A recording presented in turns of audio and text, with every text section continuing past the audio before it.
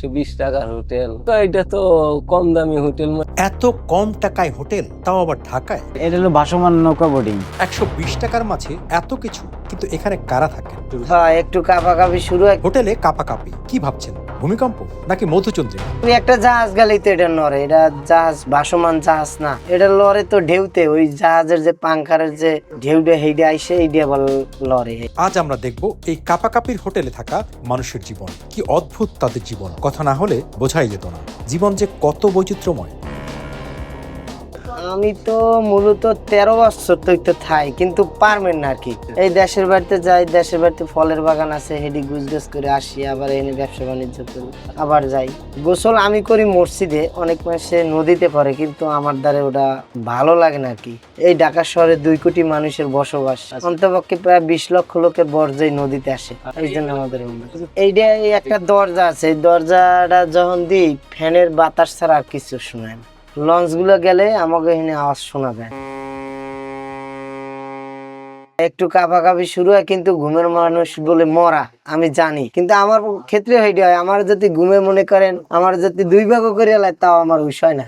কাঁপাকাঁপি একটা জাহাজ গেলেই তো এটা নড়ে, এটা জাহাজ ভাসমান জাহাজ না, এটা লড়ে তো ঢেউতে, ওই জাহাজের যে পাংখারের যে ঢেউটা হেইডে আইসে এইটা আবার লড়ে। চারিদিকে আটকা, এরপর ঘন মানুষ। এই জায়গা প্রায় 100 রুম আছে, 100 রুমের ভিতরে আনলে তো 100 মানুষ আছে। এই জায়গায় সবচেয়ে থাকতে মজা শীতকালে। শীতকালে মানে বুঝাই না যে এই মানে ঠান্ডা আছে, একদম গরম থাকে, সারপোকা কামড়ায়, এইটা একটা সবচেয়ে খারাপ লাগে। এই বিছানায় গাদেলি কামড়ায়, এটার আর কোনো টাইম টেবিল নাই। কোনো টাইম টেবিল।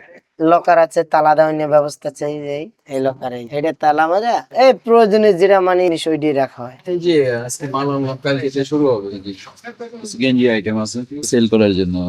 বাসার চেয়ে ভালো আছে। হ্যাঁ, গোসল দিয়েছি ইনশাল্লাহ।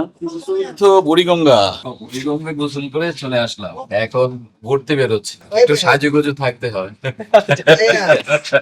এই যে এই যে এই যে এই ভাই করার কিছু নাই, বুঝছেন। ঢাকার বাড়ি যার থাকার স্থান আছে, আর যে 2 বেলা ভাত খাইতে পারে, তার সেই শান্তিতে কেউ আছে? ভাইয়া একটা সমস্যা, একখান জুতা লইয়ে যায় আর একখান দেয়, যার যেরমের টাকা সে সেরমে থাকে, বুঝছেন না। এই যে ছাদে ঘুরতে যাই, এই যে এই মন খারাপ থাকলে ছাদে যাই ঘুরি। আবার আজকে 6 মাস যাবত থাকি। 6 মাস চার পোকা, এটা তো কম দামি হোটেল, মনে করেন 120 টাকার হোটেল, এটা তো চার পোকা থাকবি। ঘুমাই, এখন গরিব মানুষ, বুঝেন না কি করবো, তো এই দিনটা কোন রকম চলে। টাকা পয়সা নিজের কাছে, এটা কি ভাই ওই হোটেলের যে ম্যানেজমেন্ট আছে সেই বলে টাকা পয়সা নিজের কাছে রাখার জন্য সাবান গোসল ওইখানেই রাখি, ওইখানেই রাখি। আমি আজকে 4 দিন ধরে এখানে ব্যবসা বাণিজ্য করে ধরা পড়ে গেছি, ওখানে ব্যবসার পাশে ঘুরতে আছি, টাকা পয়সায় খুব অভাবে আছি। আজকে আমার 5টা নাতি বাইরে থাকে, ছেলের ঘরে 2টা ছেলে। আজকে দুপুরে ভাত খেলাম, এই যে প্রেশার আয়রন দিল, এর পরে খেলাম দুপুরে ভাত। টাকার টেনশন এরকম অবস্থায় আছে। এখানে সমস্যা দুই ভাই বাবারে, ছোট রুম 120 টাকা ভাড়া দেওয়ার লাগে। বৃষ্টি এলে ওই যে দেখেন পানি পড়ে না, তেমন একটা সমস্যা হয় না আমার। এই যে আমরা ফোটা ফোটা পানি পরে ভিজে গেল, আজকে দিনে হুকে গেছে। হ্যাঁ, নদীর পানিতে গোসল করে আবার এই রুমে আইয়া থাকি। বালতি আছে, উপরতলায় বালতি আছে, নিচুতলায় বালতি আছে, বালতি ভরাই ভরে গোসল করি। সাবান ঠাবান, এই গুঁড়া সাবান কিনে কাপড় চুপড় ধুই, এরপর না অন্য সাবান এই উপরে রাখি। আমি বুড়া মানুষ, আমার 40 টাকা দিয়ে কি করবো?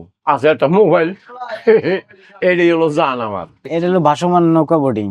মনে করেন রিক্সাওয়ালা, তারপরে আপনার ড্রাইভার, তারপরে আপনার হকার, আপনার মিটফুট হাসপাতালের রোগী, হ্যাঁ ওরাই আসে এখানে থাকে। এখানে আপনার ব্যবসায়ী, আপনার নির্মাণের মানের মনে করেন ব্যবসায়ী লোক আসে। ইচ্ছি আমরা কম টাকা নিচ্ছি, তো থাকতেছে।